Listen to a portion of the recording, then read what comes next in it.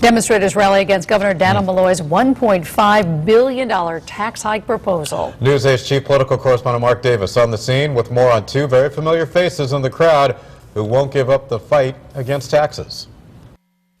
Once again today, anti-tax protesters filled part of the grounds of the state capitol, railing against proposed tax increases that are expected to be approved by a legislative committee next week to address the state budget crisis. The Capitol Police estimated today's crowd at about 750. It was a somewhat subdued crowd. So which is it? Higher taxes? No!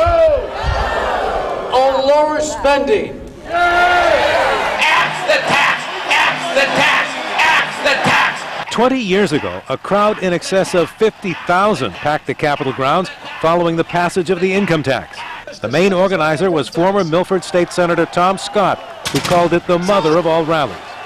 He was back at the Capitol today, as were some who were here 20 years ago. Sadly, everything that we warned the people against in 1991 has come true. The income tax became a massive new license to spend. It put us on the road to where we are today.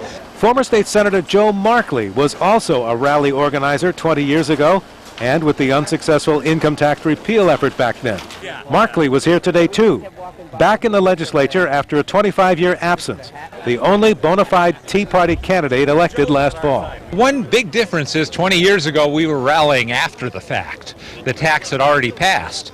This time they're trying to send a message to lawmakers before they vote for what Markley and Scott call another big mistake. To borrow and alter a famous phrase, it appears that tax protesters never die. They just keep on rallying. At the state capitol, Mark Davis, News 8.